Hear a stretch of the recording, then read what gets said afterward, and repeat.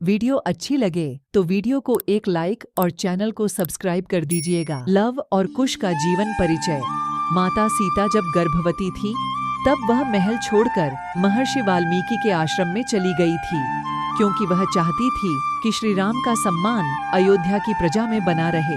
सीता गर्भवती थी, फिर भी उन्होंने महल को त्याग दिया, तपोवन चली गई थी। कुछ समय पश्चात सीता ने 2 जुड़वां बच्चों को जन्म दिया, जिनका नाम लव और कुश रखा।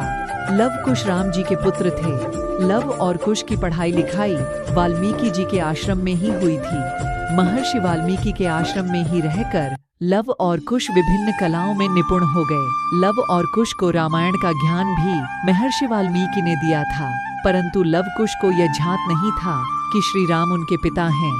राम जी का पुत्रों से मिलन।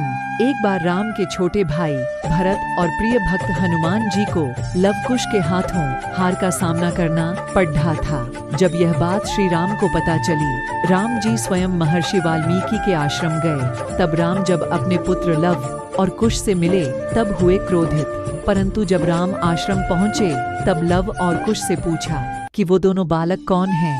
तब उन्होंने बताया वह वनदेवी के पुत्र हैं, क्योंकि आश्रम में सीता को वनदेवी के नाम से जाना जाता था।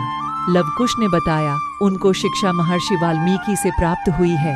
यह सुनकर राम जी को महसूस हुआ कि लव और कुश उनके ही पुत्र हैं। राम जी ने किया अपने पुत्रों से युद्ध। लवकुश ने राम जी के बीच युद्ध प्रारंभ हो गया, क्योंकि लवकुश ने हनुमान और भरत को बंदी बनाकर रखा था। लवकुश ने राम की सेना पर तीर चलाना शुरू कर दिया। इसी बीच महर्षि वाल्मीकि आए और इस युद्ध को बंद करा दिया। महर्षि वाल्मीकि जी ने लवकुश से कहा, राम जी वास्तव में आपके पिता हैं। यह सुनकर दोनों बालक अपने पिता राम के लिपट गए और खुशी से रोने लगे।